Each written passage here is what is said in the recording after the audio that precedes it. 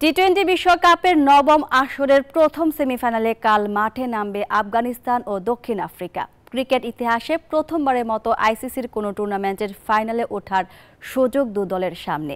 এর আগে 7বার সেমিফাইনালে খেললেও ফাইনালে ওঠা হয়নি চোকার প্রোটিয়াদের। আর আফগানরা খেলছে তাদের ক্রিকেট ইতিহাসের প্রথম শেষ 4-এর ম্যাচ। ত্রিনিদাদের ব্রায়ান লারা স্টেডিয়ামে বাংলাদেশ সময় ভোর 6:30টায় শুরু হবে এই ম্যাচ।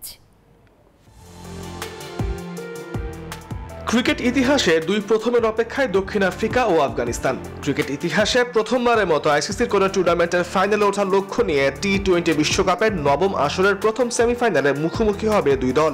টি-20 বিশ্বকাপের প্রথম সেমিফাইনাল শেষে যারাই শিরোপার মঞ্চে পা রাখুক, ক্রিকেট বিশ্ব পেতে যাচ্ছে নতুন এক চ্যাম্পিয়ন কিংবা রানার্স আপকে। ওয়ানডেতে 5বার ও 2বার টি-20 বিশ্বকাপ মিলিয়ে 7বার সেমিফাইনালে খেলেও ফাইনালের মঞ্চে নামার সুযোগ হয়নি প্রোটিয়াদের। নিজেদের নামের পাশে চোকার তকমাটা যেন অবধারিত যে কোনো টুর্নামেন্ট শুরুর আগে। তবে ফাইনালে খেলতে না পারার বন্ধাত্ম ঘোচাতে মরিয়া 10 বছর পর অষ্টমবারের মতো কোনো আইসিসি টুর্নামেন্টের সেমিতে ওঠা দক্ষিণ আফ্রিকা। চলতি বিশ্বকাপে এখনো অপরাজিত এডেন মার্করামের দল। গ্রুপ পর্বে 4 ও সুপার 8-এ 3 ম্যাচ সহ টানা 7 জয় নিয়ে তৃতীয়বারের মতো টি-20 বিশ্বকাপের সেমিফাইনালে উঠেছে প্রোটিয়ারা।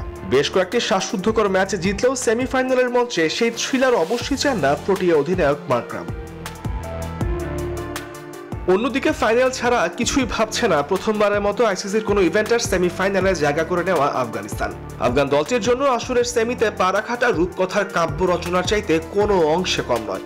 2010 সালের প্রথম আন্তর্জাতিক টি-20 ম্যাচ খেলে 14 বছরেই বিশ্ব আসরের সেমির মঞ্চে উঠে আসা দলটা নিশ্চয়ই ছেড়ে কথা বলবে না বারবার এই মঞ্চে হোঁচট খাওয়া দলটার বিপক্ষে। গ্রুপ পর্বে নিউজিল্যান্ড সহ 3 দলের বিপক্ষে দুর্দান্ত ক্রিকেট খেলে জয় নিয়ে মাঠ ছেড়েছে আফগানিস্তান। গ্রুপ পর্বের শেষ ম্যাচে ওয়েস্ট ইন্ডিজের কাছে হারলেও সুপার 8-এ অস্ট্রেলিয়াকে হারিয়ে দেয় রশিদ নবীরা। এখনো পর্যন্ত টি-20-তে দুবার মুখোমুখি দেখায় 100% সফল প্রোটিয়ারা। তবে নতুন ইতিহাস রচনার পথে নতুন অধ্যায়ের সূচনাটা করতে চায় আফগানরা ত্রিনিদাদে প্রোটিয়া বধ করে। তামিমুর রহমান, নিউজ 24।